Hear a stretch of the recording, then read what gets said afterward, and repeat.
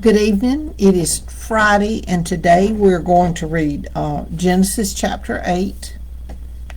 And it starts off now, yesterday. Here we go. Yesterday we read about the flood, so today we're going to read about the end of the flood. It's titled The Flood Subsides. But God remembered Noah and all the beasts and all the livestock that were with him in the ark. And God made a wind blow over the earth, and the waters subsided. The fountains of the deep and the windows of the heavens were closed. The rain from the heavens was restrained, and the waters receded from the earth continually. At the end of 150 days, the waters had abated. And in the seventh month, on the 17th day of the month, the ark came to rest on the mountains of Ararat. And the waters continued to abate until the 10th month. In the 10th month, on the first day of the month, the tops of the mountains were seen. At the end of 40 days, Noah opened the window. That's 40 days after that. At the end of 40 days, Noah opened the window of the ark that he had made and sent forth a raven. It went to and fro until the waters were dried up from the earth. Now that makes it sound like the raven didn't come back. Then he sent forth a dove from him to see if the waters had subsided from the face of the ground. But the dove found no place to set her foot, and she returned to him to the ark. For the waters were still on the face of the whole earth. So he put out his hand and took her and brought her into the ark with him. Notice he sent a female. I'm assuming he sent a female because she would have been looking for a place to build a nest and lay her eggs. Now, my other question is, why was the raven first? Was it more able to protect itself? Okay, so he put his hand out and took her and brought her into the ark with him. He waited another 7 days, and again he sent forth the dove out of the ark. And the dove came back to him in the evening, and behold, in her mouth was a freshly plucked olive leaf. So Noah knew that the waters had subsided from the earth. Then he waited another 7 days and sent forth the dove, and she did not return to him any more. In the 601st year, in the first month, the first day of the month, the waters were dried from off the earth, and Noah removed the covering of the ark, and looked, and behold, the face of the ground was dry. In the second month, on the 27th day of the month, the earth had dried out. Then God said to Noah, "Go out from the ark, you and your wife and your sons and your sons' wives with you.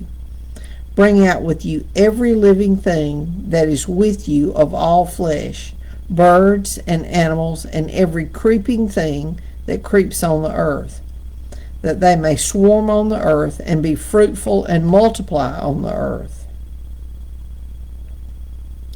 Now, I've got a note over here. It said they were to repopulate the earth.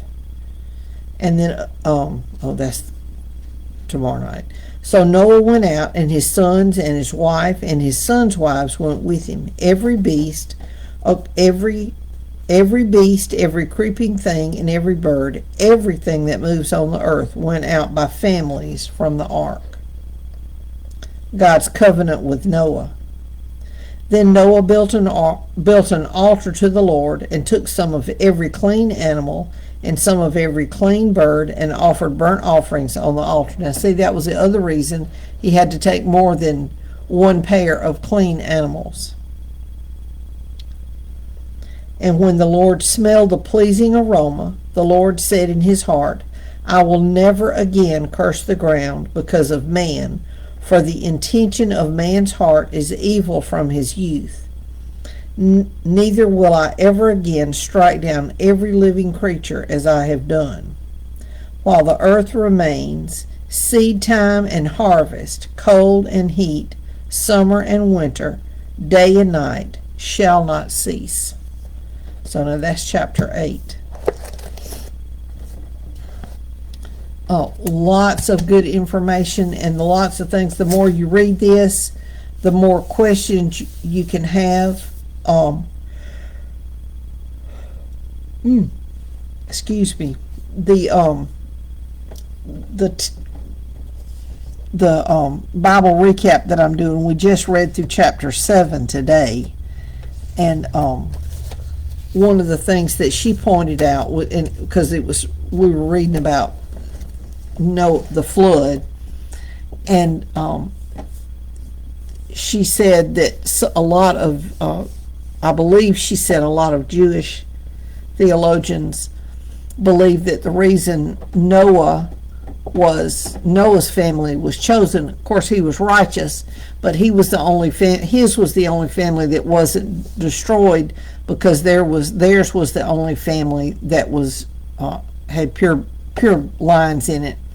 Because in chapter 7 we read where the sons of man mated with the daughters of men, the sons of, anyway, you know what I'm talking about, where it said the Nephilim. And she said that if that really were all the angels were all male, and so they couldn't have, I'm trying to remember exactly how she said it, they couldn't have obviously mated with other angels and procreated, but if they procreated with human women, that distilled the bloodline, so that and they were doing that in order to keep Jesus from being born, because they knew that was coming. And so Noah's family had not participated in that, and so his bloodline was pure, and that was a Jewish